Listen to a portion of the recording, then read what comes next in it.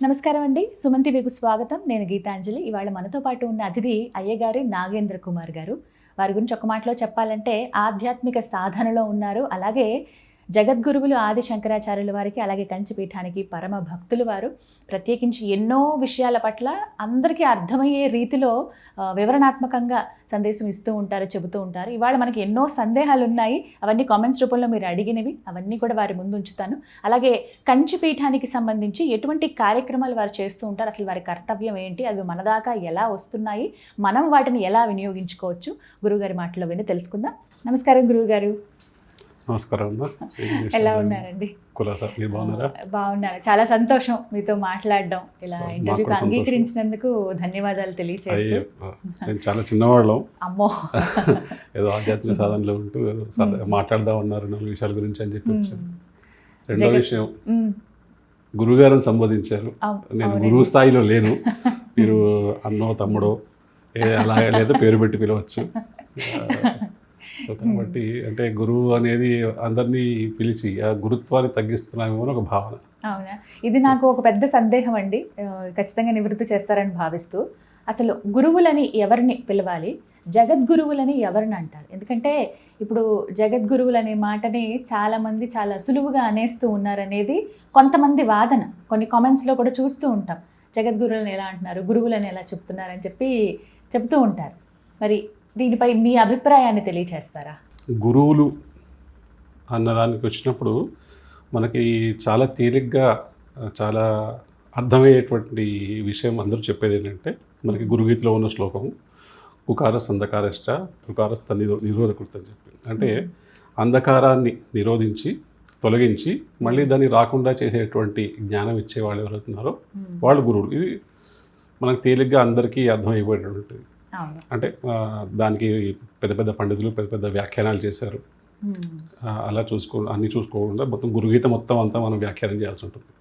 ఇది మనకు తేలిగ్గా అందరికీ చిన్నపిల్లల నుంచి పెద్దవాళ్ళ వరకు అర్థం అవ్వాలంటే అజ్ఞానాన్ని తొలగించి మళ్ళీ ఆ జ్ఞానం మనలో చేరకుండా ఉండడానికి సహాయపడే దోహదపడేటువంటి వ్యక్తి ఎవరైతే ఉన్నారో వారు గురువు. ఇప్పుడు అలా చూసుకున్నప్పుడు మనకి ఏమవుతుందంటే, లౌకికమైనటువంటి గురువులు ఉన్నారు, ఆధ్యాత్మికమైనటువంటి గురువులు కూడా ఉన్నారు. ఇప్పుడు మనకి చిన్నప్పుడు భాష రాదు, ఏదో అమ్మ వాళ్ళతోటి అమ్మ ఏదో నేర్పిస్తుంది. అలాగే మెల్లమెల్లగా ఆవిడొక గురువు. తర్వాత మనం ఒక స్కూల్కి వెళ్ళిన తర్వాత మనకి ముందు వాళ్ళు ABCDలు ఇవి నేర్పిస్తారు, ఓ భాషా గురువు అనుకోండి. తర్వాత లెక్కలు నేర్పిస్తారు, లెక్కల గురువు. సైన్స్, సోషల్, ఇలా ఒక్కొక్క సబ్జెక్టుకి ఒక్కొక్క గురువులు ఉన్నారు. ఇవన్నీ లౌకికమైన విద్యలోని గురువులు. వీళ్ళందరినీ మనం సాధారణంగా ఉపాధ్యాయులు, అధ్యాపకులు అంటుంటాం, టీచర్స్. ఇది ఆధ్యాత్మిక విద్యకు వచ్చేసరికి ఏంటంటే, మనలో ఉన్నటువంటి అజ్ఞానాన్ని పోగొట్టి, అంటే ఇంతకుముందు వాళ్ళు పోగొట్టిన వాళ్ళు, ఇంతకుముందు మన సైన్స్ లెక్కలు చెప్పినప్పుడు కూడా లెక్కలకు సంబంధించిన అజ్ఞానాన్ని పోగొట్టిన వారు లెక్కల గురువు అయ్యారు. సైన్స్ గురించినటువంటి అజ్ఞానాన్ని పోగొట్టిన వాళ్ళు సైన్స్ గురువు అయ్యారు. అలాగే ఆధ్యాత్మిక విద్యలోకి వచ్చినప్పుడు ఉదాహరణకి పురాణాలకు సంబంధించిన అజ్ఞానాన్ని పోగొట్టేవారు పురాణం గురువు గారు. రామాయణానికి సంబంధించిన అజ్ఞానం పోగొట్టి రామాయణంలోని విషయాలని మనకి తేడతెల్లి వచ్చేవారు రామాయణం గురువు గారు. ఇలాగ వేదం చెప్పేటువంటి వేదంలో ఉన్నటువంటి విషయాలన్నీ మనకి తేడతెల్లం చేసి దాన్ని మనకి దాంట్లో ఉన్న విషయాలన్నీ మనకి అవగతం చేసేవారు వేదం గురువు గారు. దీంట్లో మనకి గురుత్వంలో ఎవరు అల్టిమేట్ అంటే, మనకి అసలు జగత్ స్వరూపం ఏమిటి, అసలు బ్రహ్మ ఏమిటి, ఈ దేవుడు ఏమిటి, ఏ జ్ఞానం ఏమిటి, అజ్ఞానం ఏమిటి, ఇవన్నిటి గురించి మనకు చెప్పేవారు ఎవరైతే ఉన్నారో, పరమావధి సాధించాల్సినటువంటి వైపుగా మనకి మరలించగలిగిన వాళ్ళు ఎవరైతే ఉన్నారో వాళ్ళు అసలైన గురువులు. అది అల్టిమేట్ లెవెల్ ఆఫ్ గురువులు అనేది. వారిది చాలా ఉత్తమమైనటువంటి స్థాయి. కింద నుంచి అధ్యాపకులు, ఉపాధ్యాయులు వీళ్ళందరినీ కూడా మనం గురువుగా భావిస్తున్నప్పటికీ కూడా వీళ్ళు చాలా ఉన్నత శ్రేణి వారు. ఉదాహరణకి చెప్తే, లౌకిక స్థాయిలో చెప్తే, నాకు చిన్నప్పుడు అంటే మధ్యలో ఒక షాప్కి ఏదో బండి రిపేర్కు దేనికి వెళ్ళాను. అక్కడ ఒక పెద్ద ఫోటో ఉంది, విడిగా చక్కగా పెట్టి ఉన్నారు. ఒకవైపు దేవుళ్ళు, ఇంకోవైపు పెద్ద ఫోటో పెట్టినారు. మీ నాన్నగారు అన్నారు, కాదని మా గురువు గారు అన్నారు. ఏం చెప్పారు అన్నారు అంటే, నాకు ఈ మెకానిజం నేర్పించారండి, బండి మెకానిజం. ఆయన నాకు ఈ బండి దీనికి సంబంధించిన విద్య అంతా నేర్పించి దీని ద్వారా నాకు భుక్తిని ఇస్తున్నారు, ఆయన నాకు గురువు గారు అన్నారు. అంటే లౌకిక విద్యలో అది ఆయనకు గురువు గారు, దానికి మనం కాదనడానికి లేదు. కానీ మనకి మనిషి ఎందుకు పుట్టాడు, మనం ఏం సాధించాలి అన్న ఈ విషయాలను ఎవరైతే మనం నేర్పిస్తున్నారో ఆధ్యాత్మిక పరంగా వాళ్లే గురువులు. ఇక రెండవది జగద్గురువులు. జగద్గురువులు మధ్యలో ఒక ఎవరో అన్నారు, ఎంతమంది జగద్గురువులు ఉంటారు, ఎన్ని జగత్తులు ఉన్నాయని ఎంతమంది జగద్గురువులు ఉంటారు అనేటువంటి ఒక వ్యాఖ్య వచ్చింది మధ్యలో. జగత్ ఎప్పుడు ఒకటే ఉంటుంది, గురువులు అనేకం ఉండొచ్చు, గురుతత్వం ఒకటే. గురుతత్వం ఒకటే. వాళ్ళు చెప్పేదంతా కూడా వాళ్ళ అజ్ఞానాన్ని తొలగించడము, జ్ఞానాన్ని అందించడము గురువులు చేసేది. సో గురుతత్వం ఒకటే. గురువుకి రూపం, గురుతత్వానికి రూపం ఉంటుందా అంటే రూపం ఉండదు గురుతత్వానికి. ఆ గురుతత్వం ఎవరిలో ఉందో వారిని నువ్వు ప్రతీకగా భావించి, ఆ గురుతత్వానికి ప్రతీకగా భావించి వాళ్ళని నువ్వు పూజిస్తున్నావు గురువుగా. అంతేగాని గురువులు ఇప్పుడు ఈయన గురువు, ఆయన గురువు, ఆయన గురువు, ఇంతమంది గురువులు ఉంటారా, మీరు అద్వైతం అంటారు కదండి, ఇంతమంది గురువులు ఎక్కడి నుంచి వచ్చారండి అంటే అందరిలో ఉన్న తత్వం ఒకటే. నీకు ప్రతిరూపకంగా ఇంతమంది కనబడుతున్నారు భౌతికంగా, కానీ ఆ నామరూపాలు తీసేస్తే ఉన్నది గురుతత్వం ఒకటే. ఈ విషయాల్ని ఎవరైతే మనకు చెప్తారు, ఇందాక చెప్పినట్టు రామాయణం గురువు గారు అంటే ఆయన రామాయణానికి గురువు కాదు, రామాయణ విషయాలకు సంబంధించినట్టు అనుమానాన్ని పోగొట్టే గురువు గారు. పురాణం గురువు గారు అంటే ఆయన పురాణానికి గురువు కాదు, దానికి సంబంధించినటువంటి సంపూర్ణమైనటువంటి జ్ఞానాన్ని ఇచ్చేవారు. అలాగే లెక్కలకు సంబంధించిన వాళ్ళు ఎవరైనా. అదే విషయంలో జగద్గురువులకు వస్తే ఆయన జగద్దంతటికి గురువు అని కాదు, జగతస్య గురువు అని ఇట్లా మనకి ఏదో కొన్ని వ్యాకరణంలో చూసుకున్నా కూడా జగతందరికీ గురువు కావచ్చు. జగత్తులోని విషయాలను తెలుసుకుని జగత్తునే గురువుగా చేసుకున్నవారు కావచ్చు. ఈ రెండు నిర్వచనాలు ఉన్నాయి. మనకు పెద్దలైనటువంటి జగద్గురువులు చెప్పారు. శృంగేరి జగద్గురువులు ఏం చెప్పారంటే, జగత్తులో ఎవరు ఎక్కడైనటువంటి వారైనా కూడా జగత్ సంబంధిత విషయాల గురించి కానీ, ఆధ్యాత్మిక సంబంధించిన విషయాల గురించి కానీ ఏదైనా సందేహం ఉంటే వారు ఆశ్రయిస్తే వారికి తప్పకుండా సందేహం తీరుస్తాము, అందుకోసం జగద్గురువులు అని చెప్పారు. వారు జగద్గురువులు. కంచి పరమాచార్యులు ఏం చెప్పారంటే, దత్తాత్రేయులు వారు ఇలా అయితే 24 గురువుల్ని జగత్తులో ఉన్నటువంటి వివిధ పశుపక్షాదుల దగ్గర నుంచి, పంచభూతాల దగ్గర నుంచి మొదలుకొని, సాలిడ్ దగ్గర నుంచి మొదలుకొని ఇవన్నీ నాకు గురువులు, వీళ్ళొక్కొక్కరు ఒక్కొక్క పాఠం చెప్పారు అని చెప్పి దత్తాత్రేయులు వారు ఎలా చెప్పారో అలాగా పరమాచార్యుల వారు కూడా అయితే ఈ జగత్తునే నా గురువు, ఈ జగత్తు నుంచి నేను ఎంతో నేర్చుకుంటున్నాను కాబట్టి అందుకు నేను జగద్గురువును అని చెప్పారు. అయితే అసలు విషయం ఎక్కడ వస్తుంది అంటే దీంట్లో చెప్తూ ఏం చెప్పారంటే ఆయన గొప్ప ఉదాహరణ చెప్పారు. ఇప్పుడు జగత్తులో ఎన్నో విషయాలు ఉన్నాయి, దాంట్లో నుంచి మనం నేర్చుకోవాలి. అది మనకి ఎలా సాధ్యపడుతుంది అంటే ఉదాహరణ ఏం చెప్పారంటే, ఇంట్లో పని చేసుకుంటూ ఉండగా ఉంగరంలోంచి ఒక డైమండ్ రాయి కింద పడిపోయింది. తెలియకుండా తుడిచేసి చెత్త అంతా తీసి వాకిలి బయట వేశారు. ఆ వాకిలి బయట ఉన్నటువంటి కోడి ఏం చేసింది, వచ్చి దాంట్లో కాలుతో అంతా ఏరుకుంటోంది. ఏరుకుని దానికి వజ్రం కూడా తగిలింది, వజ్రాన్ని కాలుతో తోసేసింది. దానికి కావాల్సిన పురుగో పుట్రో నూకో గింజో ఏదో అత్తింది. అంటే నీకు ఏది కావాలి, నైతి అని తెలుసుకోమంటారు. నీకు ఏది కావాలి అని తెలుసుకోగలిగితే అది ఆ కోడి చూపిస్తుంది. నీకు వజ్రం కాదు కావాల్సింది, నీకు అప్పుడు కావాల్సింది ఏంటి, ఆకలికి కావాల్సినటువంటి గింజ ఏదో అది. అంటే అది తీసుకుంటుంది, దానికి ఏం కావాలో దాని మీద దృష్టి పెట్టింది. అది ఆ దృష్టి పెట్టి ఆ నూకో గింజో పురుగో తింటున్నప్పుడు మధ్యలో వజ్రం వచ్చినా తీసుకున్న వజ్రం వచ్చింది దాచిపెట్టుకోలేదు, అది కాలుతో తోసి పక్కన పడేసింది. అలాగా జగత్తులోంచి మనం ఏమేమి తెలుసుకుంటామో అందువల్ల ఆ జగత్తు మనకు గురువు అని పరమాచార్య చెప్పారు. అలాగే అన్నమాట. అయితే దీంట్లో జగద్గురువు అనే పదం మనకి భాగవతంలో 2వ స్కందంలో మనకి నారద బ్రహ్మ సంవాదంలో చెప్తారు. దాంట్లో ఆయన నారదుడు వెళ్ళి అంతా బ్రహ్మగారిని పొగిడి ఏ జగద్గురు అని పలికితే అప్పుడు బ్రహ్మగారు అంటారు, పిచ్చివాడా నేను జగద్గురువుని కాదు, ఎవరి అధీనంలో మాయ ఉంటుందో, ఏ మాయ వల్ల ఈ జగత్తంతా సృష్టించబడుతుందో, ఆ సృష్టిని రచించబడుతుందో ఎవరి అధీనంలో ఉంటుందో వారు జగద్గురువు అని చెప్పి, ఇప్పుడు మీరందరూ నన్నెందుకు జగద్గురువు అంటున్నారంటే మీరు కూడా ఆ మాయలో పడిపోయారు కాబట్టి జగద్గురు అంటున్నారు, కానీ ఈ జగద్గురువు నేను కాను, ఈ మాయ అధీనంలో ఎవరి అధీనంలో ఉందో వారు ఆ పరమేశ్వరుడైనటువంటి పరబ్రహ్మమైన స్వరూపమైనటువంటి వాసుదేవుడు ఎవరైతే ఉన్నారో ఆయన జగద్గురువు అని చెప్తారు.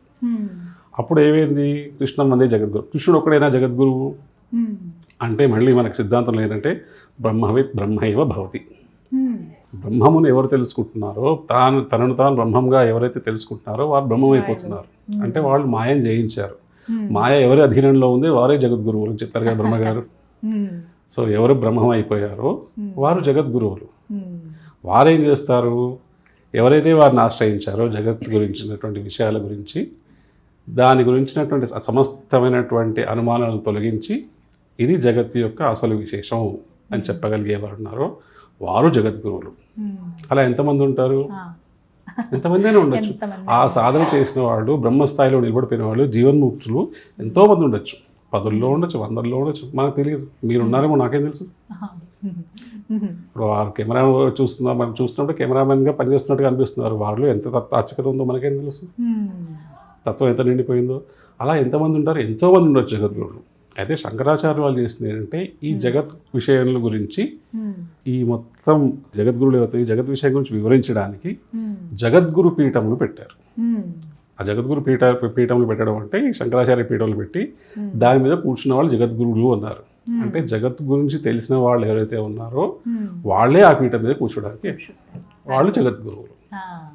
అంటే ఈ చాలామంది జగద్గురువులు ఉండొచ్చు. వాళ్ళందరికీ ప్రత్యేకంగా ఒక్కొక్క పీఠంలోనూ ఒక్కొక్క జగద్గురువుని పీఠాధిపతిగా పెట్టారు. దీంట్కి వచ్చేసరికి ఏంటంటే 2 జగత్తులు ఉంటాయి. ఒకటి స్వాప్నిక జగత్, ఒకటి జాగ్రత్త జగత్. స్వాప్నిక జగత్ అంటే మనం పడుకున్నాము, చాలా చక్కగా ఏదో ఉద్యానవనంలో తిరుగుతున్నట్టు, పార్కులు చక్కగా మంచి చెట్లు పువ్వులు అన్నీ చూస్తూ తిరుగుతున్నట్టుగా ఉంది, ప్రశాంతంగా ఉంది, అందరం ఫ్యామిలీతో కలిసి తిరుగుతున్నాం. సడన్గా కొంచెం ముందుకు వెళ్ళేసరికి ఏదో లోయలా కనబడింది, లోయలో మనం పడిపోయాం. మనకేం తెలియలేదు. సడన్గా నిద్రలో ఉదాహరణకి చెప్తున్నాను, ఒక కళ సడన్గా పడిపోయాం, చూసుకునేలాగా ఎదురుకుండా పూలు వచ్చింది, గట్టిగా అమ్మ బాబోయ్ అని వచ్చి లేచాం. ఇప్పుడు ఆ స్వప్నంలో జరిగినది ఉన్నదా లేదా? ఇప్పుడు ఆ అనుభవము బెంగ వచ్చాక నిద్రలోంచి లేచింది, ఆ అనుభవం నీకు అయ్యింది. సో అది దాన్ని ఏమన్నా స్వాప్నిక జగత్ అన్నాం, కానీ నిజానికి లేదు. మీకు అనుభవం అయ్యింది కానీ నిజానికి లేదు. అలాగే జాగ్రత్త జగత్తులోకి వచ్చినప్పుడు ఇవన్నీ ఉన్నాయి, చెప్తున్నాను, ఇవన్నీ ఇలాగనే చూస్తున్నాయి. ఎక్కడో దూరంగా ఆకాశంలో విమానం వెళ్తుంది, అది పక్షి అంత ఉంది. నిజానికి దాని స్వరూపం అది కాదు. దాని స్వరూపం ఏంటంటే ఒక 300-400 మందిని కూర్చోబెట్టుకుని ఒక కొన్ని టన్నుల బరువును మోసుకెళ్ళి అంత ఇది. అదే విమానంలో వెళ్తున్నా, ఫర్ ఎగ్జాంపుల్ నేను ఇక్కడి నుంచి చూస్తున్నాను, మీరు ఆ విమానంలో ఉన్నారు. ఆ విమానంలో ఉన్న మీరు కింద చూస్తే ఇవన్నీ చిన్న చిన్న గూళ్ళలాగా, చిన్న చిన్న క్రిముల్లాగా కనిపిస్తారు మనుషులు. ఇది అసలు పరిణామమా? కాదు. అంటే అసలు ఈ జగత్తులో ఉన్నటువంటి ఈ వస్తువుల యొక్క అసలు పరిణామం ఏంటో, అసలు పరిమాణం ఏంటో, ఇది ఒక్కొక్కరి అనుభవానికి ఒక్కొక్కరిలా ఉంది. మొన్న మాఘమాసంలో పౌర్ణమి అయింది, మహామాఘి. ఒక్కొక్కరికి అమ్మవారు వస్తే పూర్ణచంద్ర బింబానన అన్నట్టుగా అమ్మవారి మొహంలా కనిపిస్తుంది, ఒకరికి చక్కగా వేయించినటువంటి అప్పడంలా కనిపిస్తుంది. ఇప్పుడు ఒకరికి ఇంతే జానడి ఇంతే ఉన్నాడు, ఎర్రగా ఉన్నాడు, ఇంతే. నిజంగా చంద్రుడు అలా ఉంటాడా? కొన్ని లక్షల వేల కిలోమీటర్ల దూరంలో ఉన్నాడు. మీ అనుభవం వేరు, నా అనుభవం వేరు చూడడంలో. మరి ఎందుకు ఇలాంటి తేడాలు ఎందుకు వస్తున్నాయి అంటే దాన్ని దుష్ట అనుభవాలు అంటారు. నిర్దుష్టమైన అనుభవాలు కాదు, దుష్టమైన అనుభవాలు.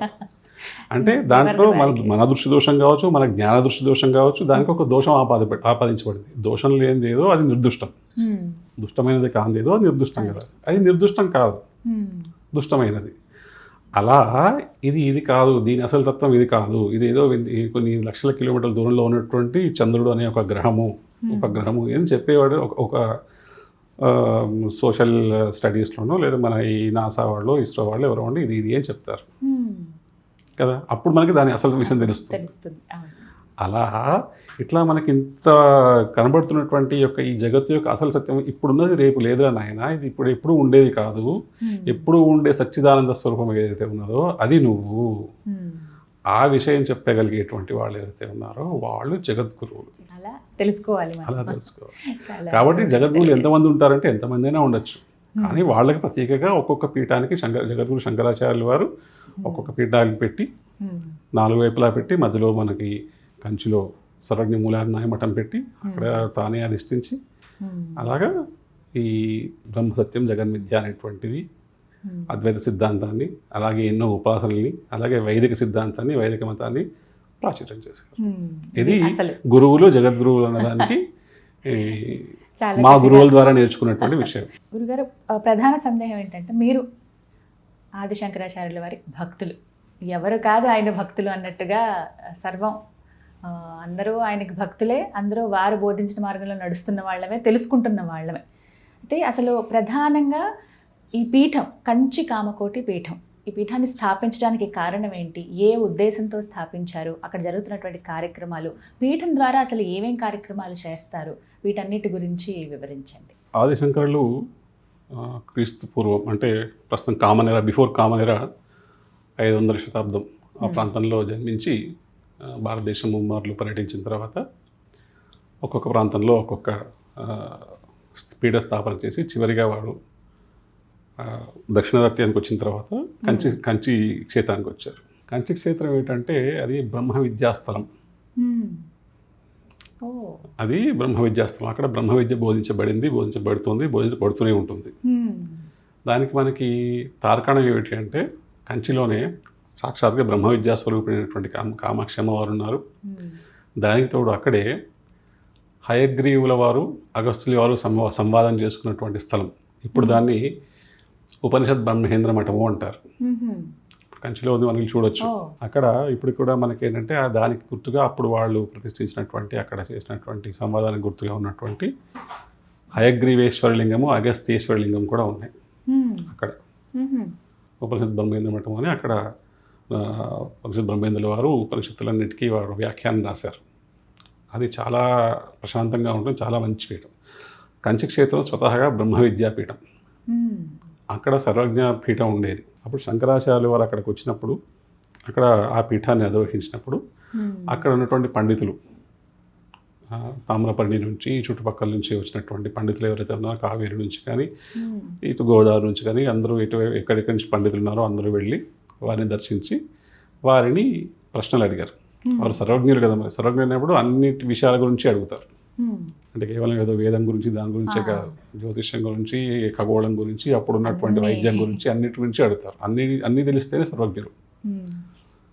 అప్పుడు అన్నిటి గురించి అడిగినప్పుడు వాళ్ళకి ఒక్కొక్క సమాధానం చెప్పుకుంటూ వెళ్ళి ఆ తర్వాత ఆ పీఠాన్ని అధిరోహించారు. ఆ సమయంలో అక్కడికి ఆ తామ్రపర్ణి ప్రాంతం నుంచి వచ్చినటువంటి వేద పండితులతో పాటు ఒక వటువు వచ్చారు.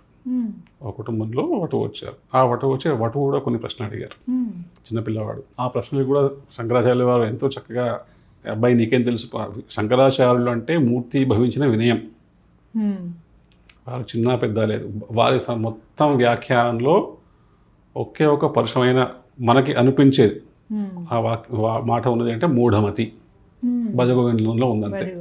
ఇంకెక్కడా వారు వారి వ్యాఖ్యానంలో కానీ భాషల్లో కానీ ఎక్కడ కూడా ఒక్క పరుషమైన వాక్యం కూడా చేయలేదు. అది పరుషంగా అనిపిస్తుంది కానీ అది బాధతో, అరే పిచ్చివాడా అని మనం అంటాం కదా, మన పిల్లవాడు ఎవరైనా చేస్తుంటే అరే పిచ్చివాడా అలా చేయకరా అంటాం కదా, అంత ప్రేమతో అన్నమాట అది.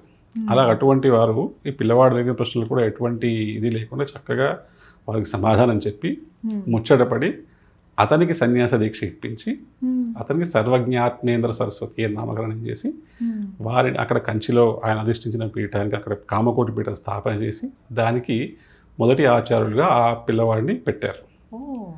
ఆ పిల్లవాడు పెరిగి పెద్దయి ఇంకా పూర్తి శిక్షణ పొందాలి కదా, అయ్యే వరకు కూడా సురేశ్వరాచార్యులు అని వారికి ముందు పెట్టి వారి ఆధ్వర్యంలో వీరు నేర్చుకోమని చెప్పారు. అందుకే ఇప్పటికీ కంచిపీఠంలో శంకరాచార్యుల వారి తర్వాత సర్వజ్ఞాత్మేంద్ర సరస్వతి స్వామి వారికి ముందు సురేశ్వరాచార్యులు అని చెప్తారు ఇప్పటికీ. అక్కడికి మండల మిశ్రాగ్రహారం ఉంది, కంచిలో మండల మిశ్రాగ్రహారం ఉంది ఇప్పటికీ వారి పేరుతో. చేసిన తర్వాత అక్కడ బ్రహ్మ విద్యని బాగా ప్రాపగేట్ చేయాలని, జ్ఞానం ప్రచారం చేయాలని అక్కడ ప్రముఖంగా, ఆ తర్వాత ధర్మ ప్రచారం చేయాలి. ధర్మప్రచారం అది సాధారణంగా అక్కడ స్వామివారి పీఠాలు పెట్టిందే ధర్మప్రచారం కోసం. ధర్మప్రచారంతో పాటు బ్రహ్మజ్ఞాన ప్రచారము, దాంతోపాటు శ్రీ విద్యా ప్రచారం. అక్కడ విద్య అమ్మవారి దగ్గర చేసి అక్కడ శ్రీ విద్యకి ఇప్పటికీ ఆటపట్టు కామాక్షి అమ్మవారు. మహామహోపాధ్యాయ లక్ష్మణ సూరి గారు వారు భగవత్పాద అభ్యుదయం అని రాసిన దాంట్లో వారు ఏం చేశారంటే శ్రీచక్రం స్థాపయామాస శ్రీ కామాక్ష పురతో గురు మఠం చ స్థాపయామాస తత్ర విద్యాభివృద్ధయే. అక్కడ విద్యా అభివృద్ధి ఇవ్వాలని చెప్పి అక్కడ శ్రీచక్రం అని ప్రతిష్ఠ చేశారు.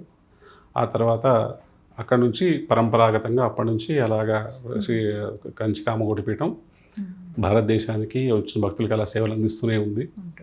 దాంతోపాటు శంకరాచార్యులు వారు ఎప్పుడు కూడా విద్యా వైద్యం గురించి చెప్పేవారు.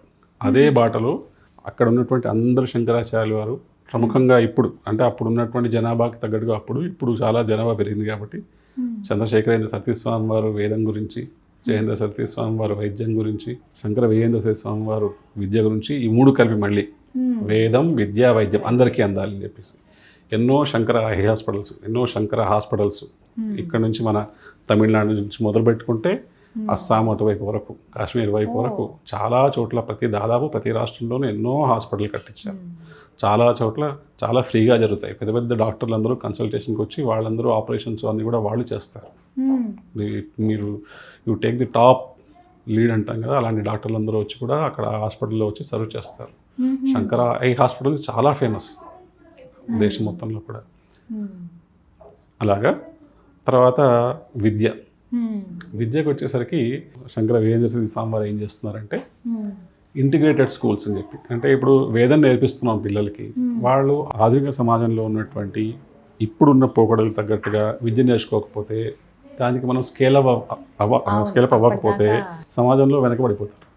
కాబట్టి ఏం చేస్తారంటే వేద విద్యతో పాటు ఈ లౌకిక విద్యను కూడా నేర్పించి రెండింటిని కలిపి నేర్పిస్తూ దీన్ని ఇంటిగ్రేటెడ్ స్కూల్స్ అని పెట్టారు. గురుగారు, భారతదేశ వ్యాప్తంగా చూస్తే గనక కంచిపీఠం నుంచి విద్యకు అసలు ఎలాంటి ప్రాధాన్యత ఇస్తున్నారు? వీరి తరపున చేస్తున్నటువంటి కార్యక్రమాలు ఏంటి?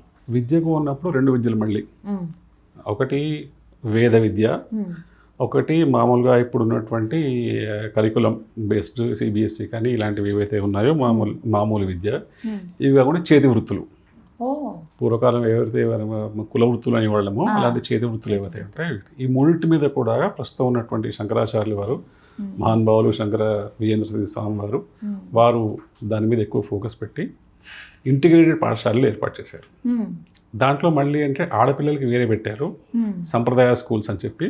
మీరు వినే ఉంటారు, హైదరాబాద్లో ఉంది, తిరుపతిలో పెద్ద క్యాంపస్ ఉంది, హైదరాబాద్లో ఉంది, విజయవాడలో ఉంది, ఇలా మళ్ళీ నాసిక్, ఇలా వివిధ ప్రాంతాల్లో సంప్రదాయ పాఠశాలలు పెట్టి అమ్మాయిలకి ఏం చేస్తారంటే పొద్దున్న మామూలుగా స్కూలు, వాళ్ళు రెసిడెన్షియల్ స్కూల్సే ఉన్నాయి మ్యాక్సిమము.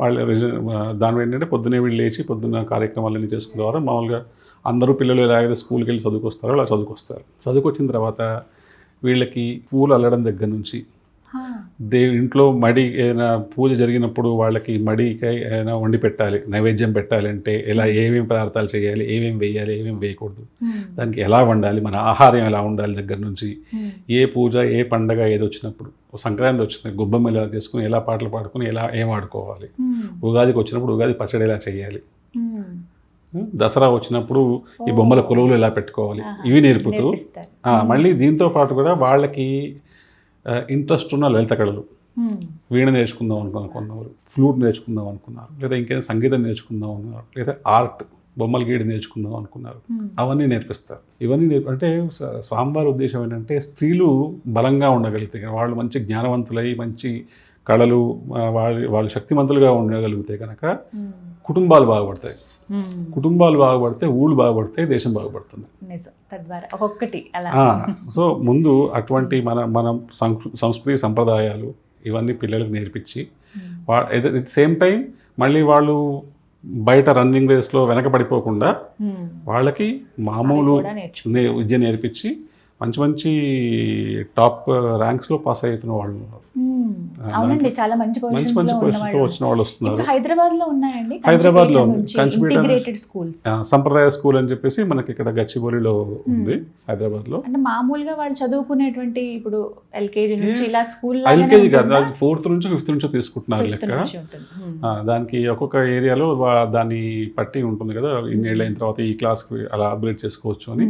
అలాగే హైదరాబాద్లో ఇప్పుడు ఉంది. అలాగే మనకి 4వ తరగతి నుంచి తీసుకుంటారు. మరి చిన్నపిల్లలు తీసుకుంటే మేనేజ్ చేయడం కూడా కష్టం కాబట్టి అలా తీసుకుంటారు. అలాగే అబ్బాయిలకు వచ్చేసరికి పొదిలిలో ఒక పెద్ద పాఠశాల కట్టారు.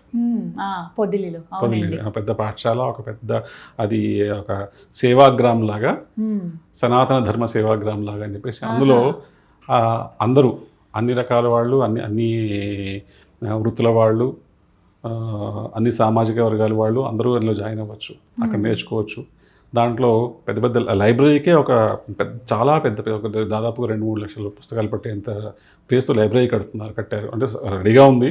దాంట్లో ఇంకా మనం ఎన్ని యాడ్ అవుతుంటే ఎన్ని కోర్సులు యాడ్ అవుతుంటే అందులో జాయిన్ అవుతుంటాయి. అక్కడ ఎంతమంది చదువుకుంటున్నారండి? అక్కడ దాదాపుగా ప్రస్తుతం ఐ థింక్ 200-300 మంది దాకా ఉన్నట్టున్నారు. ప్రస్తుతం చాలా పెద్దదని విన్నాను. చాలా పెద్ద 32 ఎకరాల్లో ఉందనుకుంటా. దాంట్లో ఏం చేశారంటే వాళ్ళతో పాటు ఈ చేతి వృత్తుల వాళ్ళకు కూడా వాళ్ళు సపరేట్గా ఇప్పుడు కుమ్మరి వాళ్ళు ఉన్నారు అనుకోండి, వాళ్ళ కోసం ఇట్లాగా మొత్తం ప్లాన్స్ అన్నీ మొత్తం రెడీ ఎగ్జిక్యూటివ్ చేయడానికి రెడీగా ఉన్నాయి. ఎవరెవరు ఏజ్ జాయిన్ అయ్యి ఈ కోర్సు సెలెక్ట్ చేసుకుంటే అది తీసుకోవచ్చు. అలాగే చెన్నైలో ఉన్నాయి వేదము విద్య. మళ్ళీ అలాగే అక్కడ తమిళం ప్రాధాన్యం అండి లేకపోతే సంస్కృతమే ఉంటుందా అంతా? అంటే జనరల్ డిస్కషన్స్ అప్పుడు వాళ్ళు మరి లోకల్ వాళ్ళు వచ్చినప్పుడు లోకల్ లాంగ్వేజ్ మాట్లాడతారు కదా, అది సంస్కృతం కూడా నేర్పిస్తారు, వేద విద్య ఉంటుంది. అలాగే సంగీతము స్కూల్ ఈ రెండింటికి మళ్ళీ వేరే ఉంది, ఎక్స్క్లూజివ్గా అలాగ ఉంది. దాంతోపాటు సన్నాయి వాద్యం చేసేవాళ్ళు ఉంటారు కదా, వాళ్ళకు అంటే ఇప్పుడు మనకి పెళ్ళిళ్ళలో వంటలో చాలా మంగళకరమైనటువంటి విషయం అది చాలా దాన్ని కూడా గురుముఖత నేర్చుకుని మంచి మంచి కీర్తనలు పాడి ఎప్పుడు పెళ్లి కూతురు వచ్చినా లేదా ఏదైనా మంచి శుభమైన ఘట్టం ఉన్నప్పుడు కూడా ఒక మంచి అవసరాన్ని బట్టి వాళ్ళు మంచి మంగళకరమైనటువంటి పాటలు పాడాలి. అలా కాకుండా ఈ మధ్య ఆఫ్ రేట్ అయిపోయిందంటే సినిమా పాటలు పాడేయడం ఇలాంటివి సంబంధం లేని అంటే రాగతాళ లయాలు లేకుండా పాడడం వల్ల దొరకట్లేదు. ఎగ్జాక్ట్లీ. అందుకేం చేశారంటే కార్వేట్ నగరం అని మనకి చిత్తూరులో ఉంది, తిరుపతి దగ్గర, అక్కడ ఒక పాఠశాల పెట్టారు. వాళ్ళు ఈ విద్య పూర్తిగా నేర్చుకుంటారు, వాళ్ళు నేర్చుకుంటారు. మనం వాళ్ళు సంప్రదిస్తే మనం ఎక్కడున్నా వాళ్ళు మనకి పంపిస్తారు. అలాగే ఇది మళ్ళీ ఆడవాళ్ళు కూడా పెట్టారు. ఆడవాళ్ళు కూడా మళ్ళీ ఈ సన్నాయి నేర్చుకోవడము ఇవన్నీ ఆ మహిళ మొత్తం సంబంధించిన మొత్తం నేర్చుకుంటారు. వాళ్ళకి మూలికా వైద్యం నేర్పిస్తున్నారు అన్నీ కూడా. దాని తర్వాత ఇంకొకటి నేను స్వామివారి దగ్గర ఉన్నప్పుడే జరిగిన ఇది ఏంటంటే గోవుల్ని కాయడం. అది మనతో ఈజీ అనుకుంటున్నాం కానీ అంత తేలిక కాదు. అవి దానికి ఏం చేశారంటే ఒక ప్రత్యేకంగా ఒక ఆయన అమెరికాలోనూ దేంట్లో ఎక్కడి నుంచి వచ్చారు. ఆయన వచ్చి ఆయన యాదవులకు చెందినవారే. ఆయన వచ్చి స్వామివారిని కలిసి ఇలా మాట్లాడిన తర్వాత ఇది డిస్కషన్ ఆయన ప్రపోజల్ పెట్టిన తర్వాత అంతా డిస్కషన్ చేసి స్వామివారిని గృహంతో మొదలుపెట్టి ఆయన ఏం చేశారంటే ఆ ఊళ్ళో ఉన్నటువంటి కొంతమంది పిల్లల్ని చేరదీసి వాళ్ళందరికీ అక్కడ ఉన్న గవర్నమెంట్ స్కూల్లోనే జాయిన్ చేయించి చదువు తెప్పించి సాయంత్రం పూట ఒక గంట సేపు గంటన్నర సేపు గోవుల్ని ఎలా కాయాలి, వాటిని ఆరోగ్యంగా ఎలా చూసుకోవాలి, పాలు పితకాల్సినప్పుడు ఏ టైంలో పాలు పితకాలి, ఎలా వాటిని అన్నీ చూసుకుని మొత్తం వాటికి ఎటువంటి గడ్డి వేయాలి, ఏ సీజన్లో ఎప్పుడు ఎలా చేయాలి, పశువుల్ని ఎప్పుడు ఎలా చూసుకోవాలని చేసి అది చేస్తున్నారు. దాంట్లో ఒక పిల్లవాడికి డిస్ట్రిక్ట్ ఫస్ట్ వచ్చింది. ఫస్ట్ వస్తే వాళ్ళు గవర్నమెంట్ వాళ్ళు ఇచ్చే స్కాలర్షిప్ చెక్కులు అన్నీ తీసుకొచ్చి ప్లస్ ఈ అతను ఇచ్చే స్కాలర్షిప్ తీసుకొచ్చి స్వామివారిని అక్కడ చిత్తూరులోనే ఒక తిరుపతి దగ్గరలో ఒక ఆశ్రమంలో స్వామివారు ఉన్నప్పుడు మేము అక్కడ ఉన్నాం. స్వామివారిని సేవించుకోవడానికి వెళ్ళినప్పుడు ఆ సభలో స్వామివారు ఆ పిల్లలందరినీ పరిచయం చేస్తే అప్పుడు స్వామివారు ఆ పిల్లలకి ఆ చెక్కులు అవి ఇచ్చి ఆ స్కాలర్షిప్లు అవన్నీ ఇచ్చి సో అంత బాగా చదువుకుంటున్నారు పిల్లలు. ఇది అది రెండు వాళ్ళ కుల వృత్తులు ఏవైతే ఉన్నాయో అది పోకుండా అది దానివల్ల ఏమవుతుంటే వాళ్ళు నేర్చుకుంటారు. మనకు భవిష్యత్తులో ఇది ఈ వృత్తి ఎవరికి రాదు అన్నది ఉండదు. సో ఇంత లెవెల్లో చేస్తోంది కంచిమఠం. తర్వాత హాస్టల్ మన కాలేజ్ యూనివర్సిటీ ఉంది, చంద్రశేఖరేంద్ర సరస్వతి స్వామి వారి యూనివర్సిటీ కంచిలో ఉంది నాగపూర్లో. దాంట్లో బీటెక్, బిఎల్, ఎల్ఎల్బి అన్ని రకాలైనటువంటి అండర్ గ్రాడ్యుయేట్ కోర్సులు. ఏంటండి అక్కడ జాయిన్ అవ్వాలి అని అంటే కనుక లైక్ ఎనీ అదర్ యూనివర్సిటీ మీరు వెళ్ళొచ్చు. వెళ్ళి అడ్మిషన్స్ అనేవి ఎప్పుడు ఉంటాయండి? ఇప్పుడు ఇప్పుడు ఈ స్కూల్స్ అనేవి మనకి నాసిక్ అటువైపు కూడా ఉన్నాయి, మధ్యప్రదేశ్లో కూడా ప్లాన్ చేస్తున్నారు. మొన్ననే సంప్రదాయ స్కూల్ మేనేజ్ చేసే ఆవిడ అమ్మ చెప్పారు. తెలుగు రాష్ట్రాల్లో మనకి హైదరాబాద్ ఉంది, విజయవాడ ఉంది, పొదిలి ఉంది, మనకి తిరుపతి ఉంది. తిరుపతి మెయిన్ సెంటర్గా పెట్టుకుని అది మోడల్ లాగా పెట్టుకున్నారు తిరుపతి. ఏవైనా కూడా తిరుపతి నుంచి స్టార్ట్ చేయాలి. ఆల్రెడీ అక్కడ ఎస్టాబ్లిష్ అయిపోయింది కాబట్టి తిరుపతి నుంచి మొదలుపెట్టి దాన్ని ఎక్స్పాండ్ చేయాలి. అక్కడ ఏవైతే సిస్టమ్స్ ఇన్స్టాల్ చేశారో దాన్ని వేరే చోట రిప్లికేట్ చేయడం ఈజీ, మళ్ళీ కొత్తగా నో నీడ్ టు రీఇన్వెంట్. కాబట్టి అలా చేస్తూ చక్కగా ఎవరైనా చదువుకోవచ్చు. సాంప్రదాయ స్కూల్స్ మటుకు ప్రస్తుతానికి పురోహితులు ఇట్లాంటి వాళ్ళు ఏవైతే ఉన్నారో వాళ్ళ పిల్లలకి అట్లా పెట్టారు. బట్ అందరికీ కలిపి గుంటూరు దగ్గర ప్లాన్ చేస్తున్నారు. పొదిలి ఎలా అయితే అందరికీ ఉందో అలాగే గుంటూరు దగ్గర ప్లాన్ చేస్తున్నారు. అని ఆవిడ చెప్పారు. రావాలి గురుగారు నిజంగా, అంటే తెలియాలి చాలా మందికి, తెలియలేదు ఇప్పటికీ వాస్తవానికి, నాకు పూర్తిగా తెలీదు, మీరు చెప్పాక ఇంకా నాకు ఒక ఐడియా. కానీ యూనివర్సిటీ మటుకు చక్కగా అందరూ వెళ్ళొచ్చు, యూనివర్సిటీ కానీ పొదిలి కానీ అందరూ వెళ్ళొచ్చు.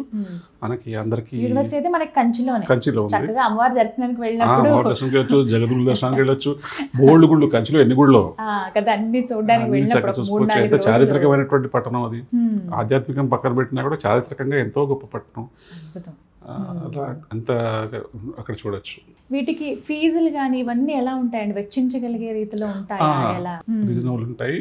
స్కాలర్షిప్స్ ఉంటాయి, మంచి స్కోర్ ఉన్న వాళ్ళు అయితే, మంచి పిల్లలు మంచి విద్యార్థులు వాళ్ళు స్కాలర్షిప్స్ ఉంటాయి. దీంతో పాటు మఠానికి వచ్చే ఇంకో అడ్వాంటేజ్ అంటే, మఠానికి వచ్చే భక్తులు పెద్ద పెద్ద వాళ్ళు ఎవరైతే ఉంటారో, నిష్ణాతులు అయినటువంటి వాళ్ళు, వాళ్ళని కూడా ఈ మఠానికి మన ఈ యూనివర్సిటీస్ కానీ కాలేజీలకు కానీ పంపించి వాళ్ళతోటి స్పెషల్ క్లాసులు తీసుకోవడం లాంటివి కూడా ఉంటాయి. స్పెషల్ లెక్చర్స్ ఇవ్వడం కానీ అలా ఉంటాయి. Plus like any other college campus recruitments అలాంటివి కూడా ఉంటాయి. మంచి మంచి అవకాశాలు చాలా ఉన్నాయి.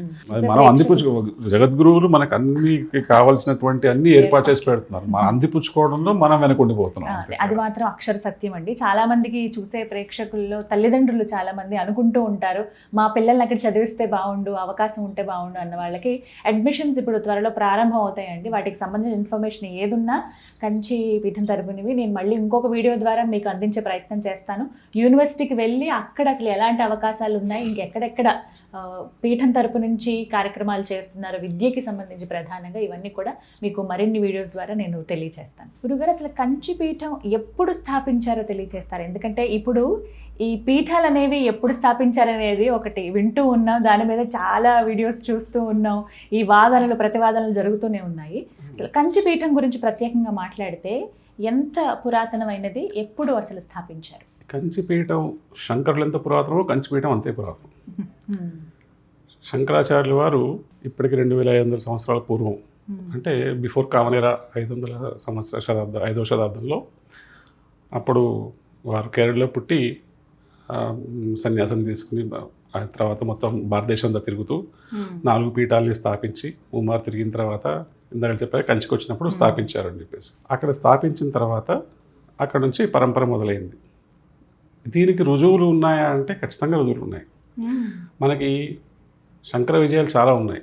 ఇప్పుడు మనము చాలామంది ఇప్పుడు ప్రామాణికంగా తీసుకుంటున్నాయి అంటే మాధవి శంకర విజయం, అంటే దాదాపు అది 190 మంది విద్యార్థులు వారు రాశారంటారు, 10-15 మంది మాధవులు వేరు విద్యార్థులు వేరు అంటారు కొంతమంది, 190 మంది కూడా అది విద్యార్థుల వారు రాసిన మాధవి శంకర విజయమే అంటారు. దానికన్నా ముందు శంకర విజయాలు ఉన్నాయి కదా, దానికన్నా ముందున్నటువంటి శంకర విజయాలు ఉన్నాయి. ఆనందగిరి ఉంది, శంకరాభ్యుదయం ఉంది, చిత్సుకేంద్రులు రాసినటువంటి బృహత్ శంకర విజయం ఉంది, చిద్విలాసం ఉంది, ఇలాగా శివరహస్యం ఉంది, మార్కండేయ సంహిత ఉంది. వీటిలన్నింటిలో కూడా శంకరాచార్యులు మార్కండేయ సంహిత శివరహస్యం అన్నింటిలో శంకరాచార్యులు రాబోయే దాని గురించి చెప్పినప్పుడు ఈ ఆనందగిరియము ఈ బృహత్ శంకర విజయం అన్నీ కూడా శంకరాచార్యులు వచ్చిన తర్వాత ఏమేమి జరిగింది అని రాశారు. ఈ శంకర విజయాలన్నింటిలోంచి కలిపి దాదాపుగా ఒక 1800 శ్లోకాలతోటి 1800 చిల్లర శ్లోకాలతోటి విద్యారణ్యుల వారు మాధవి శంకర విజయం అనే ఒక కావ్యాన్ని ఇచ్చారు. అంతకుముందు ఒక ఆటోబయోగ్రఫీ, ఒక జర్నల్ లాగా ఉన్నటువంటి శంకర విజయాలని ఆయనకు ఒక కావ్య స్థాయిని తీసుకొచ్చారు. బృహత్ శంకర విజయం కూడా దాదాపు కావ్య స్థాయిలోనే ఉంటుంది. అంతకుముందు దానికన్నా ముందున్నటువంటి వాటిని ఈ మాధవి శంకర విజయాన్ని ఒక కావ్య స్థాయిలోకి తీసుకొచ్చారు. అయితే ఈ విద్యారణ్యుల వారు 12వ శతాబ్దంలో దాదాపుగా 1280 ఆ ప్రాంతాల్లో వచ్చారు.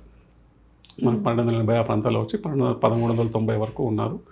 వారు విజయనగర సామ్రాజ్య స్థాపనకి వారు సహకారం చేసి వాళ్ళ మార్గదర్శనం చేసి తర్వాత మన శృంగేరి పీఠాన్ని అధిరోహించారు. అయితే వారికన్నా ఒక దాదాపు కొన్ని దశాబ్దాల పూర్వం తెలుగు చోళరాజులు ఉండేవారు. విజయగండ గోపాల చోళరాజు అని చెప్పేసి ఆయన దాదాపు 12వ శతాబ్దం మొదట్లో కంచి మఠానికి అంబీపురం అని చెప్పేసి ఒక గ్రామాన్ని 108 మంది బ్రాహ్మణులకి రోజు నిత్యాన్నదానం కోసం ఇస్తున్నాం అని చెప్పేసి శాసనం వేయించి ఇచ్చారు. దాన్ని అంబీపురం అంటారు. అది 12వ శతాబ్దం 12-13 శతాబ్దాల మధ్యలో జరిగినది. అది దానికి శిలాశాసనం ఉంది, తామ్రపత్రాలు ఉన్నాయి, దానికి తామ్రపత్రాలు ఉన్నాయి. అంటే విద్యారణ్యుల వారు ఈ మాధవి శంకర విజయం రాయకముందే కంచిలో శంకరాచార్యుల వారికి స్థలం ఇచ్చినట్టుగా, అంటే రాజుగారు అక్కడ ఉన్నటువంటి చోళరాజు గారు, తెలుగు చోళరాజు గారు స్థలం ఇచ్చినట్టుగా మనకి శాసనం ఉంది. వీళ్ళు తెలుగు చోళరాజులు అంటే మనమసిద్ధి వీళ్ళంతా నెల్లూరు వాళ్ళు ఉన్నారు కదా, ఆ వంశంలో వచ్చినటువంటి విజయగండ గోపాల రాజు గారని వారు ఇచ్చారు. దాంట్లో అది కూడా శాసనం ఉంది, మనకు శాసనం ఉంది. శాసనం చదవమంటే చదువుతాను నేను కూడా. ఇక్కడ కరణామ సంవత్సరంలో రాజుగారు వేయించి ఇచ్చినటువంటి అంబికాపురం అనే గ్రామాన్ని అప్పుడున్నటువంటి శంకరాచార్యుల వారు, ఆంధ్ర చోళ రాజు అనేటువంటి విజయగండ గోపాలరు వారు ఇచ్చినటువంటి శాసనంలో ఏం చేస్తారంటే, సోయం శ్రీ గండగోపాల చోళ క్ష్మాపతి రాత్మన పట్టాభిషేచనాదూర్ధ్వం వర్షే చ సతి షోడశే శ్రీ హస్తిశైలనాథస్య నిలయాత్ పశ్చిమే మఠే. హస్తిశైలము అంటే మన వరదరాజ స్వామివారి ఆలయం, హస్తిగిరి అంటాం మనం. దానికి పశ్చిమంలో ఉన్నటువంటి మఠం, దానికి పశ్చిమంలో ఉన్న మఠం కంచి కామకోటి మఠం. ఆ మఠానికి నిగమాంత రహస్యార్థం శిష్యేభ్య అని చెప్తూ నిత్యానదాన విధి సంతర్పిత ద్విజన్మనే శ్రీ శంకరార్య గురవే వత్సరే కర సంగీతే. కర సంవత్సరంలో అక్కడ ఉన్నటువంటి మఠంలో ఉన్నటువంటి శంకరార్య గురువు, శంకరాచార్యులు అనేటువంటి గురువు గారికి ఈ అంబికాపురాన్ని ధారాదత్తం చేస్తున్నాను. ఇది నిత్యాన్నదానం జరగాలి ఇక్కడికి వచ్చేటువంటి దీని మీద వచ్చే ఆదాయంతో అని చెప్పేసి 12వ శతాబ్దంలోనే వారు శాసనం వేయించారు. సో కాబట్టి అప్పుడు శంకరాచార్యులు అని క్లియర్గా రాశారు. పైగా ఇప్పుడున్న శాసనాల్లో శంకరాచార్యుల వారి పేరు మీద ఉన్నటువంటి శాసనం దాదాపుగా మొట్టమొదటి శాసనం ఇదే.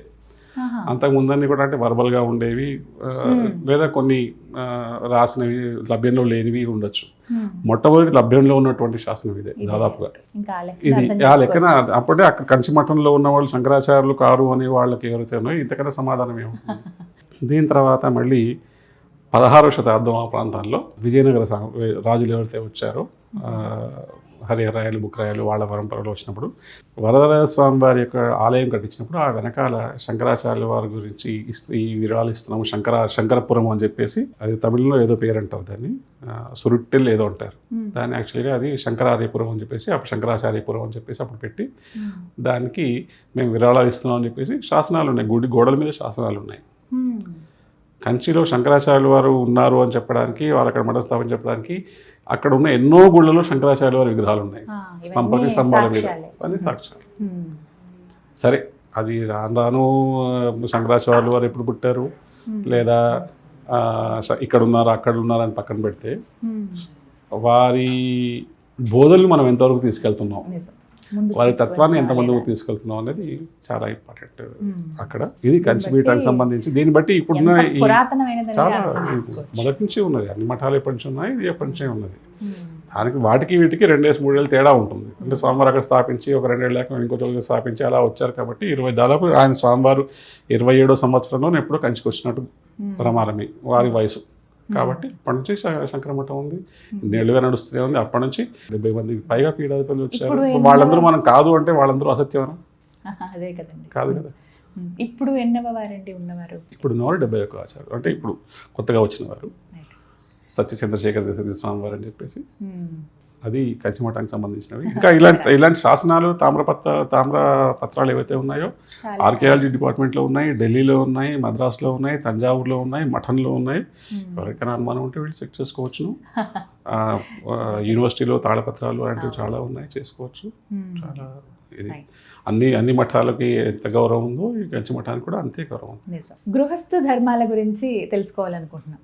అంటే గృహస్థగా ఉండి బాధ్యతలు నిర్వర్తిస్తూ ధార్మికంగా ఉండటం, ఆధ్యాత్మికంగా ఉండడం, లౌకికంగా ఉండడం ఎలా అనేది వివరించండి. ఇది మంచి ప్రశ్న. అసలు సగం సమాధానం మీ ప్రశ్నలోనే ఉంది. దీంట్లో ఒకటి కర్తవ్యము, సవాళ్ళు, రెండు మొరాలెస్. మీరు అడిగిన ప్రశ్న ఇది, ఎలా ఉండాలి. ఒకటి ఫస్ట్ ధార్మిక జీవనానికి అలవాటు పడితే ఎక్కువ ఇబ్బంది ఉండదంటారు. ధార్మిక జీవనం అంటే అర్థం ఏంటంటే మళ్ళీ మీరు దాన్ని సనాతన ధర్మము, దేవుడు, పూజలు ఇటువైపు కాకుండా నైతికంగా ఎవరిని ఇబ్బంది పెట్టకుండా తన సంపాదన తను సంపాదిస్తూ తన కుటుంబాన్ని పోషించుకుంటూ తన కుటుంబంలో ఉన్న సభ్యులతో అందరితో మర్యాదగా ప్రవర్తిస్తూ, అలాగే బయట తన కుటుంబం బయట ఏదైనా ఉన్నప్పుడు సేవ కానీ దానం కానీ చేస్తున్నప్పుడు ఒక యజ్ఞభావనతో చేస్తున్నాను అనుకోండి, ఇది ఇబ్బంది ఉండదు. ఒకటి ఆర్థికాభివృద్ధి అవసరం, 2 కుటుంబాభివృద్ధి అవసరం, 2 ఆధ్యాత్మిక అభివృద్ధి. పోనీ మేము ఆధ్యాత్మికంగా లేవు, మాకు దేవుడు అలాంటివి ఏం లేవు అనుకోండి, వ్యక్తిత్వ వికాసం. ఈ రెండు ఒకటే అనుకోండి, ఆధ్యాత్మిక అభివృద్ధి లేదా వ్యక్తిత్వ వికాసం. దీంట్లో ఉన్నప్పుడు ఆర్థికాభివృద్ధి అన్నప్పుడు సంపాదించాలి. ఎలా సంపాదించాలంటే మనకి ఉన్నటువంటి ధార్మికమైన మార్గంలో, నైతికమైన మార్గంలో, చట్ట పరిధిలో మనం ఎంత సంపాదిస్తామో అంత సంపాదించి దాంట్లో కొంత భాగం రేపటికి పిల్లలకో దేనికో భవిష్యత్తుకో మనం ఎంత 10,000 సంపాదించవచ్చు, 15,000 సంపాదించవచ్చు, 1,00,000 సంపాదించవచ్చు, 1,00,000 సంపాదించవచ్చు. మనకి ఎంత వీలైతే అంత రేపటి కోసం అని చెప్పి, అంటే కుటుంబ అవసరాల కోసం అని చెప్పి దాచుకొని ఇప్పటికి మనకి ఎంత కావాలి, మన ఏమేమి చేసుకోవాలి అని లెక్కలు వేసుకుని చేసుకోవడం. ఇది ఆర్థిక అభివృద్ధి. ఎలా మెల్లమెల్లగా దాన్ని ఆర్థిక స్వావలంబన చేసుకోవడం. దాని తర్వాత కుటుంబాభివృద్ధి. కుటుంబాభివృద్ధి ఏంటంటే నేను ఏదో ఉద్యోగానికి వెళ్ళి వస్తున్నాను, తీసుకొచ్చి ఇంట్లో డబ్బులు ఇచ్చేస్తాను, మా ఆవిడ ఏదో వండేస్తుంది, పిల్లలు తింటారు, చదువుతారు లేదా పోతారు, ఇలాంటివి కాకుండా కుటుంబ సభ్యుల మధ్యలో అనురాగము, ఆప్యాయతలు వీళ్ళు పెంపొందించుకుంటూ వాళ్ళతో 4 కబుర్లు చెప్పుకుంటూ ఏది మంచి ఏది చెడు బేరీలు వేసుకుంటూ వాళ్ళతో ఉండి వీలుంటే, ఇప్పుడు అన్ని మైక్రో ఫ్యామిలీస్ అయిపోయాయి కాబట్టి అదర్వైజ్ వీలుంటే తాతగారు, నానమ్మ, అమ్మమ్మ, నాన్న, తాతగారు వీళ్ళందరితో కలిసి ఉండడం, లేదా కనీసం వారాంతాల్లోనూ అట్లా కలిసి ఉండడం వల్ల అలా కొంత అభివృద్ధి. దీనివల్ల ఏమవుతుంది, ఇంట్రాక్షన్ పెరుగుతుంది. జనాలతో ఇంట్రాక్షన్ పెరిగినప్పుడు మనకున్న సవాళ్ళు ఏంటి, వాళ్ళు ఏం చేశారు, ఇటువంటి సవాళ్ళు వచ్చినప్పుడు వాళ్ళు ఏం చేశారు, మనం ఇప్పుడు ఇలాంటి సవాళ్ళు వచ్చినప్పుడు మనం ఏం చేయాలి, ఇలాంటి విషయాలు తెలుస్తాయి. మూడవది ఆధ్యాత్మిక అభివృద్ధి లేదా వ్యక్తిత్వ వికాసం. దీనికి మనకేంటంటే మనం ఇప్పుడు చాలా కార్పొరేట్లో చూస్తే మెంటల్ హెల్త్ అంటారు. వీళ్ళు చాలా స్ట్రెస్ ఎక్కువైపోతున్నారు, ఉద్యోగంలో స్ట్రెస్ ఎక్కువై, ఇంట్లో ఫ్యామిలీలో సరిగా లేక వాళ్ళు ఏదో ఆత్మహత్యలు చేసుకుంటున్నారు, అది డిప్రెషన్స్కి వెళ్ళిపోయి.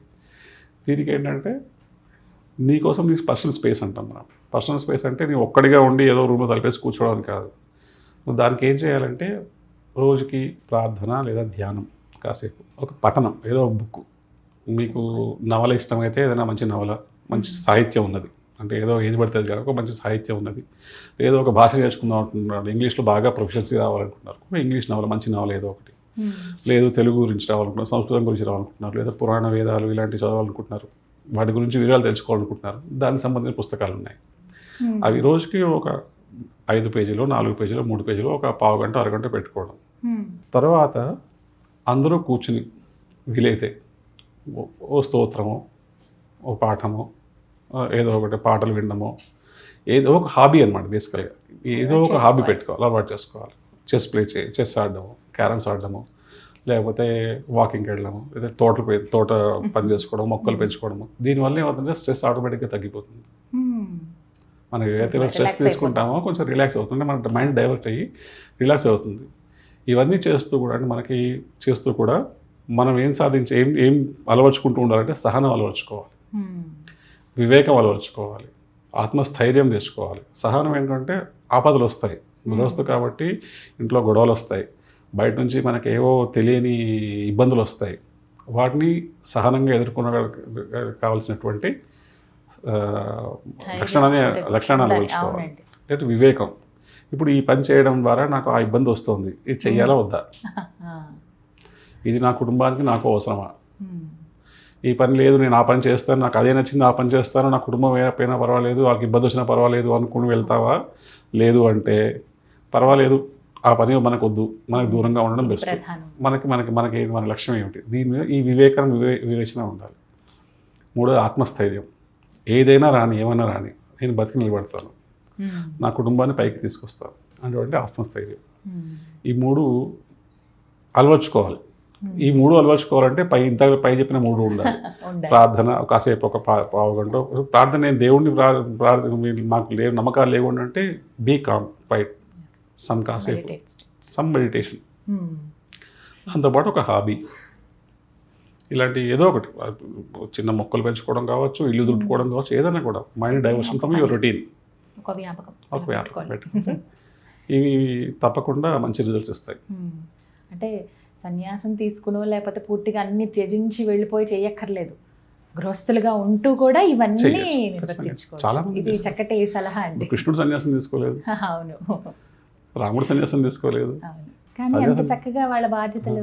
కానీ అదే సన్యాసం తీసుకోవడం తప్పు అని కాదు, సన్యాసం తీసుకోవడానికి ఆ స్థాయికి వచ్చి అంత వైరాగ్యం వచ్చేస్తే మహానుభావులు ఇక ఎంతకన్నా మాకు చేయడానికి ఏం లేదు అనుకున్నప్పుడు ఆ సన్యాసం అది ఆటోమేటిక్గా ఆ వైరాగ్యం వస్తుంది, ఆ అవకాశం ఉండి ఆ అర్హత వచ్చినప్పుడు సన్యాసం తీసుకుంటారు. దాన్ని సన్యాసం తీసుకున్నాక వాళ్ళు సన్యాసంలో ఉండడమే కాకుండా వాళ్ళు ప్రపంచానికి మార్గదర్శులు అవుతారు. అవుతారు. Yes. అది వేరే, అది టోటల్గా డిఫరెంట్. కానీ గృహస్థులుగా ఉండి చేయడం అనేది Hmm. చేయడానికి మనం చాలా గృహస్థాశ్రమం ఉత్కృష్టమైనది కాబట్టి చేయొచ్చు. దీంట్లో ఇబ్బందులు ఉన్నా కూడా మనం వాటిని నిలబడి చేసుకోవచ్చు. మనకు కావాల్సింది చెప్పాక సహనం, సహనము, ఆత్మస్థైర్యము, వివేచన ఉండాలి. మనకంటూ ఒక విచారణ చేసుకోవడానికి, కుటుంబ సభ్యులతో టైం స్పెండ్ చేయడానికి కొంచెం టైం ఉండాలి, సంపాదించాలి. గురుగారు ఒక మాట అండి, ఎంత మనం ఇట్లా ఉన్నా కూడా ఇప్పటి జనరేషన్ని చూస్తూ ఉన్నాము. జెన్జీ చాలా ఫాస్ట్ జనరేషన్. ఏమైనా నిర్ణయాలు తీసుకోవాలన్నా ఇన్స్టెంట్గా అప్పటికప్పుడు, కావాలనుకుంటే తక్షణమే అవి వచ్చేయాలి, రాలేదంటే డిప్రెషన్లోకి వెళ్ళిపోవటం. పక్కన వాళ్ళకి అంటే తల్లిదండ్రుల వాళ్ళకి ఉంటే ఫ్రెండ్లీగా ఉంటేనే ఉంటున్నారు, లేదు స్ట్రిక్ట్ పేరెంట్స్ అయితే మాత్రం అసలు ఒప్పుకోకపోవడం కానీ, పేరెంట్స్కి పిల్లలకి మధ్య గ్యాప్ రావడం, ఇవన్నీ ఇప్పటి జనరేషన్లో చూస్తున్నాం. అంటే ఇది మున్ముందు తరాల్లో ఎలా ఉండబోతోంది? లేదు ఇప్పటి ఈ జెన్జీని మనం మార్చగలమా, కొంచెం ఆధ్యాత్మికంగా వాళ్ళని మళ్ళించగలమా అని అంటే మీ అభిప్రాయం ఏంటి? సాధ్యం కాదు ఏం లేదమ్మా, సాధ్యం ప్రయత్నించవచ్చు. అయితే దీనికి కావాల్సింది మొట్టమొదట సహనం, ఆత్మస్థైర్యం ఆఫ్ పేరెంట్స్. కరెక్ట్ మాట అన్నారు. అవును, వాళ్ళు తల్లిదండ్రులు ఎవరైతే ఉన్నారో వాళ్ళు సహనంగా కూర్చోబెట్టి ఇలా కాదరా అబ్బాయి ఇలాగా, ఇలా కాదరా అబ్బాయి ఇలాగా అని చెప్పి చెప్పడం. మనకి చిన్నప్పుడే సామెత మొక్క ఉందని మానే ఉందని అని చెప్పి మొక్క దశలో ఉన్నప్పుడే మెల్లగా చెప్తూ వస్తూ ఉంటే అది వాళ్ళకి మెల్లగా రిజిస్టర్ అయిపోతుంది. దానికి మనం టైం వెచ్చించాలి. నా దగ్గర టైం లేదు అనుకున్నప్పుడు పిల్లలు వాళ్ళు మనకు టైం ఇవ్వరు, మనం చెప్తే వినడానికి కూడా వాళ్ళంతా ఇచ్చగించకపోవచ్చు. సో దానికి మనం ఏం చేయాలంటే ముందు నుంచి చిన్నప్పటి నుంచే మనం వాళ్ళకి మెల్లగా చెప్పుకుంటూనే ఉండాలి. తల్లిదండ్రులు పిల్లల్ని బెదిరించకుండా ఉండరు, చేయి వేయకుండా ఉండరు, కానీ ఎంత వీలైతే అంత వాళ్ళని సహాయంగా చెప్తూ ఉండడం. ఇలా చేస్తూ ఉంటే వాళ్ళు మెల్లగా వింటారు. వినకపోవడం ఉండదు. మనం చెప్పే రీతిలో ఒక్కొక్కరు చెప్తే వింటారు, ఒకరు తల్లిదండ్రులు చెప్తే వినరు, తాత నాయనమ్మ చెప్తే వింటారు, ఒకరు గురువులు చెప్తే వింటారు. అలాగే వారు ఎవరు చెప్తే వింటారో అన్నది చూసుకుని, ఎలా చెప్తే వింటారో అన్నది చూసుకుని, దాన్ని మనం బేరీ చేసుకుని ఆ ప్రకారంగా అంటే వాళ్ళు వెళ్ళే మార్గం ఎలా ఉందో దాన్ని మనం మార్చడానికి మనం కొద్దిగా ముందు వెనక అడ్జస్ట్ చేసుకుని వాళ్ళని మనం మార్చుకోవాల్సి ఉంటుంది. అయితే ఇప్పుడు ఫ్యూచర్లో ఎలా ఉండబోతుంది అంటే నేను యాక్చువల్గా ఆశ్చర్యపోయాను. Bhajan clubbings very trending nowadays. అంటే జెన్జీ మనం ఏదో పాడైపోతారు అది అంటుంటే వీళ్ళు చక్కగా గిటార్లు వేసుకుని బళ్ళు వేసుకుని చక్కగా ఏదో మంచి ఒక కొండ ప్రాంతానికో ఇంకొక పార్కులకో ఎక్కడికో వెళ్ళిపోయి చక్కగా వెళ్ళి అక్కడ భజనలు చేసుకుంటున్నారు. మళ్ళీ ఈ క్లబ్ కల్చర్ని కూడా ఇప్పుడున్న వాటికి అలవాటు చేసేస్తున్నారు.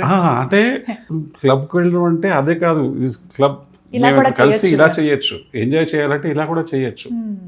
ఆ సంగీతము ఆ హోరే ఉండక్కలేదు, దీంతో కూడా చేయొచ్చు. భజన్ క్లబ్బింగ్ అనేది Gen Z is attracted to that. నేను అది చాలా ఆశ్చర్యపోయిన విషయం. అది ఎంత మంచి అంటే వాళ్ళు 2-3 వీడియోలు కూడా ఇచ్చారు, వాళ్ళు చక్కగా పాడుతున్నారు భజనలు. ఇది ఒక చేంజ్, మంచి change, this is very good change. అంటే మనం అందరూ కూడా శాస్త్రీయ సంగీతం ప్రకారంగానే చేస్తారు అని మనం చెప్పలేము, కానీ ఎలా పలికినా భగవన్నామం పలుకుతున్నారు, సంస్కారంగా ఉంటున్నారు. అలా అని చెప్పి భజన్ క్లబ్బింగ్ అని చెప్పేసి ఈ క్లబ్బుల్లో వేసి పబ్బుల్లో వేషాలు వేయట్లేదు, చక్కగా పద్ధతిగా ఉంటున్నారు, చప్పట్లు కొట్టుకుంటూ భజనలు చేసుకుంటూ చేస్తున్నారు. ఇన్స్ట్రుమెంట్స్ మారాయి అంతే. ఇంతకుముందు చేడతలు మనం ఏదో డోర్లు కొట్టుకునేవాళ్ళం, ఇప్పుడు గిటార్లు అలాంటివి పట్టుకుని వాళ్ళు చేస్తున్నారు. వెరీ నైస్, దాన్ని అప్రిషియేట్ చేయాల్సిందే అలాంటివి. అట్లా కొత్త తరం కొత్త ఒరవడి కూడా తీసుకురావచ్చు. ఆ టైంలోనే వాళ్ళకి ఏంటంటే వీలుంటే ఆ 4 ఫ్రెండ్స్ 5 ఫ్రెండ్స్ ఎవరు ఉన్నారో వాళ్ళు ఇలాంటి టాపిక్స్ డిస్కస్ చేసుకునేటువంటి ఒక వాతావరణం మనం క్రియేట్ చేయగలిగితే నిజం, పురాణాల నుంచి మనం ఏం నేర్చుకోవచ్చు, ఏం చెప్పచ్చు, ఇలాంటివి చేయగలిగితే చాలా బాగుంటుంది. రెండోది పిల్లలందరికీ కూడా చాలా పక్క వాళ్ళు చూసి పెడతారు, మనం ఆ పార్క్ వెళ్దాం, ఈ పార్క్ వెళ్దాం, లేదా అదొక ఫ్యాంటసీ వరల్డ్కి వెళ్దాం, ఇక్కడికి వెళ్దాం, ఆ సినిమాకి వెళ్దాం. దాంతోపాటు ఏంటంటే ఖచ్చితంగా ఏదో ఒక ఫేమస్ గుడికి, పాత గుళ్ళకి, పాత క్షేత్రాలకి, చాలా ఫేమస్ అయిన క్షేత్రాలకి తీసుకెళ్ళి ఈ క్షేత్ర ప్రాశస్త్యం ఏమిటి. ఫర్ ఎగ్జాంపుల్ మనకి ఇక్కడ వరంగల్ దగ్గర రామప్ప ఉంది, రామప్పకి తీసుకెళ్ళచ్చు.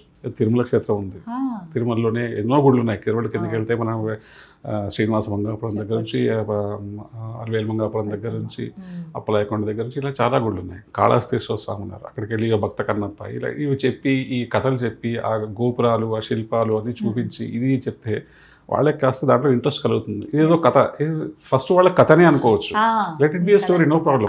వాళ్ళు ఎట్ ద స్టేజ్ వాళ్ళు కొంచెం పెరిగి పెద్ద అర్థం చేసుకుని, ఓ ఇది నిజంగా జరిగినటువంటి చరిత్ర, ఇది మన చరిత్ర అని తెలుసుకుంటారు, ఇది మన సంస్కృతి, దీనికి మనం వారసులు అని తెలుసుకుంటారు. దాంతోపాటు ఏం చేయాలంటే చిన్నప్పటి నుంచి వాళ్ళని ఏదో ఒక పుస్తకం, స్టడీ మెటీరియల్ కాకుండా ఏదో ఒక పుస్తకం out of the syllabus out of the syllabus ఒక మంచి పుస్తకం, ఏదో ఒకటి అంటే పిచ్చి పిచ్చి పుస్తకం కాకుండా ఏదో ఒక మంచి వాళ్ళకి వ్యక్తిత్వ వికాసం కానివ్వండి, లేదా పురాణాల్లోంచి తీసినటువంటి కథలు కానివ్వండి, లేదా ఎవరైనా పెద్దలు రమణ మహర్షి చెప్పినటువంటి కథలు, లేదా ఇంకే వివేకానందుడు చెప్పినటువంటి కథలు, రామకృష్ణ పరమహంస చెప్పినటువంటి కథలు, ఇలాంటి కథలు ఉన్న పుస్తకాలు రోజుకు ఒక పేజీ 2 పేజీలో వాళ్ళని చదువుకునేట్టుగా మనం ప్రోత్సహిస్తే అది మెల్లమెల్లగా వాళ్ళకి అలవాటు అవుతుంది.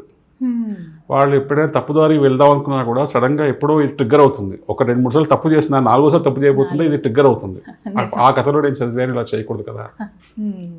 ఎందుకంటే బయటికి వెళ్ళిపోయిన తర్వాత పిల్లలు కంట్రోల్ లేదు ఇప్పుడు మనకి. ఎప్పుడు ఎవరైనా చేస్తారో తెలియదు మనకి. మనం 24 గంటలు వాళ్ళ మీద దృష్టి పెట్టి ఉండలేము. వాళ్ళు అలా అని చెప్పేసి వాళ్ళు ఇంట్లోనే ఉండాలని ఇంట్లో కట్టేసి వాళ్ళ వృద్ధిని ఆపలేము. కరెక్ట్ కాదు కూడా కదా. కాబట్టి అప్పుడు ఇలాంటివన్నీ నేర్పిస్తూ ఉంటే మెల్లమెల్లగా వాళ్ళు మారుతారు, ఖచ్చితంగా మారుతారు.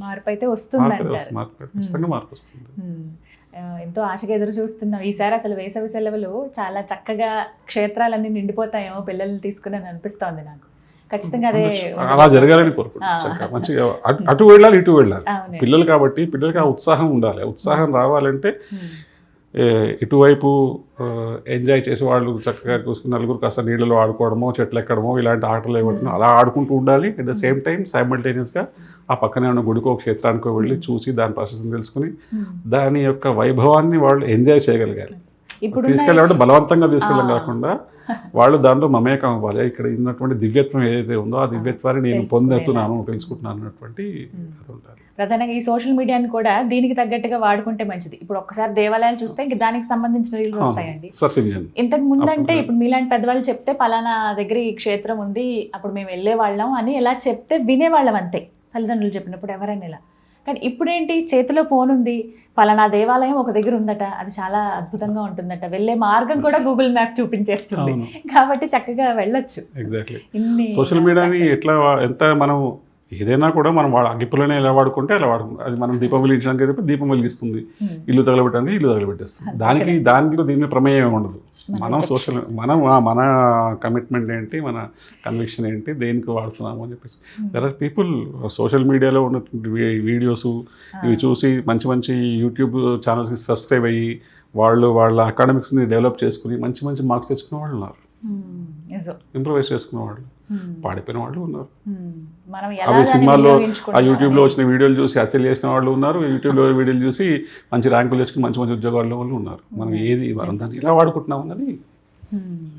మీ చివరిగా మీ అభిప్రాయం ఏంటి, ఎలా ఉండబోతోంది తర్వాతి తరం, అలాగే ఇప్పటి మారుతుందంటారు? బాగుంటుంది, మారుతుంది ఖచ్చితంగా. చాలా చక్కగా సింపుల్గా చెప్పారు, అర్థమయ్యే రీతిలో అన్నీ కూడాను. చాలా సంతోషం అండి, విలువైన సమయం ఇది మా కోసం కేటాయించారు, దూరం రావటము. అంతా జగదంబ గురువుల ఆశీర్వాదం, మా గురువు గారు వాళ్ళందరూ ఇచ్చిన ఆశీర్వాదం, వాళ్ళు చెప్పిన మాటలే మేము చెప్పుకోవడం తప్పించి వారి అనుగ్రహమే.